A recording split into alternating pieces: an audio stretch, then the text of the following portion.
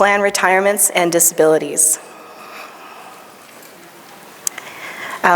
Just real quick, who is eligible to retire? And again, I'm not covering all the tiers, just the ones that may pertain right now, basically. So you've got that Tier 1 member who's eligible with 20 years of service at any age, or 15 years of service and at least age 62. It's based upon the highest 3 consecutive years out of the last 20 years of credited service. Drop. Remember, they changed this last year. So 20 years or more of credited service gets the 60 months and 5 years of drop. Or the member has to have 24 and a half years of credited service and age 51 years in order to participate in that 84-month or 7 years of drop. The employee and the employer do stop making contributions the first pay period after that enter drop date. Remember, we have to have contributions through the drop date in order for that individual to have credited service in order to then be able to calculate that pension. And again, it's the drop statutes specify credited service that the member has to meet.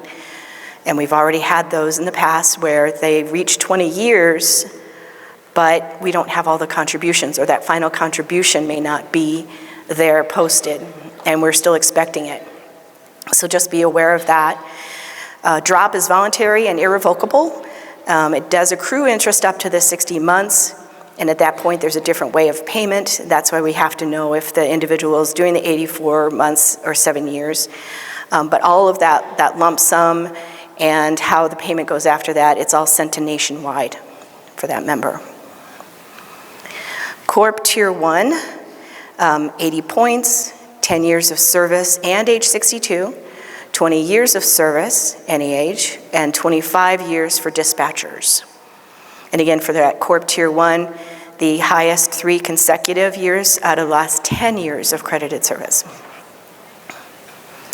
Corp Tier 2, because January of 2012 was not that long, well, was long enough ago. So an individual could have the 10 years of service at age 62.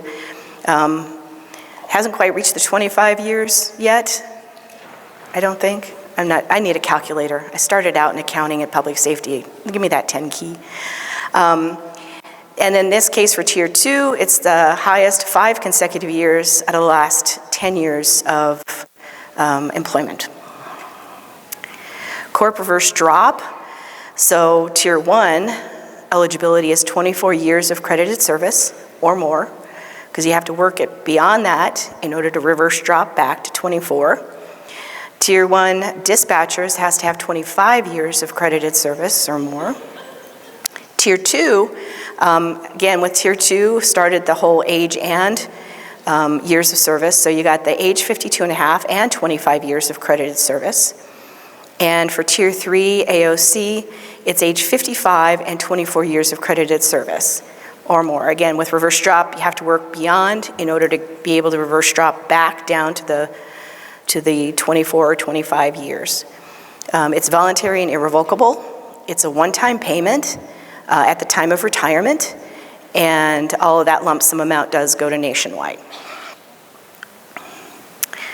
Credited service is always something to remember. Service is typically date of hire to date of retirement. Credited service is making sure all the contributions are posted in between that time. And that's where it's important to remind members to check their contribution statements, to go online and do that, to make sure that it's posting like it should. Every pay period, there are typically 26 or 27 pay periods in a fiscal year. And to constantly review that, I would say, because we'll find those missing pay periods, and we'll work with the employer and the local boards to resolve those discrepancies as much as we can. Sometimes though, their records are so old that there's not enough information to be able to determine and truly say that the employer can confirm that those contributions were paid. So it's important that they just remind members to keep reviewing that information.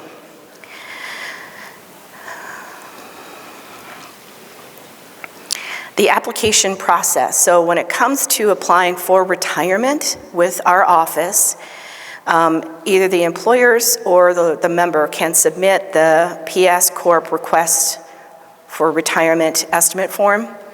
It's a lot of words. It's on Forms and Resources and Employers, and it's in that first group under Resources.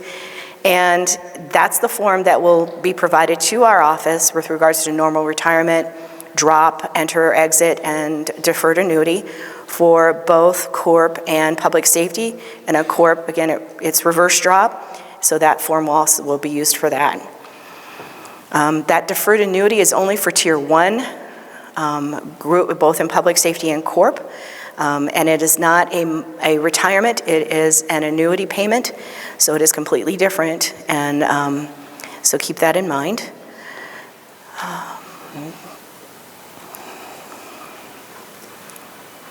Now this form is only for retirements that are going to be submitted to our office for us to pay.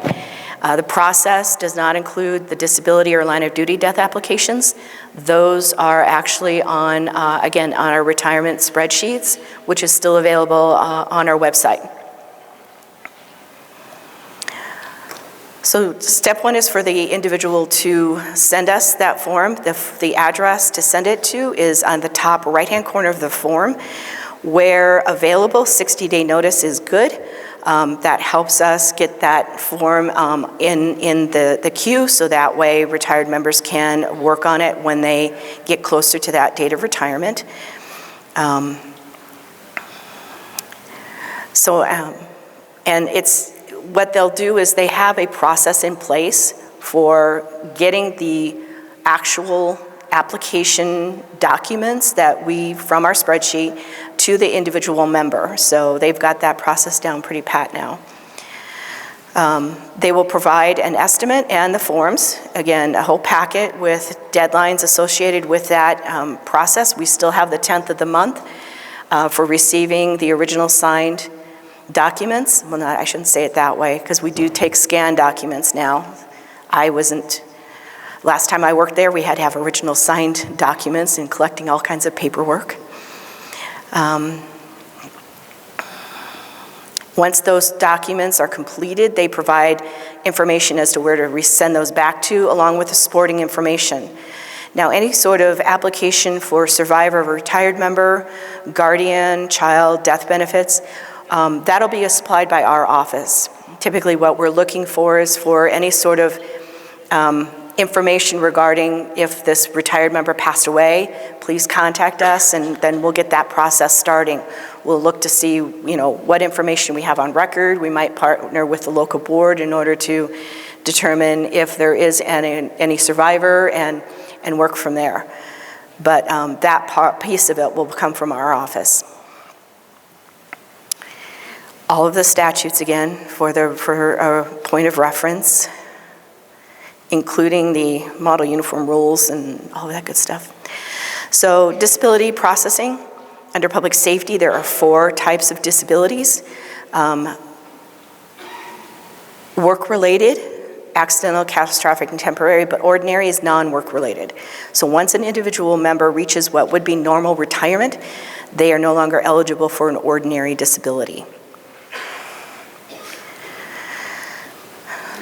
Again, with each one of these, it's important to reference that statute where it defines the disability itself. So accidental is totally and permanently prevents from performing a reasonable range of duties within the job classification. Ordinary is split out between a physical condition and the mental condition. So physical prevents from performing a reasonable range of duties within the department. The mental condition is totally and permanently prevents from engaging any substantially gainful employment.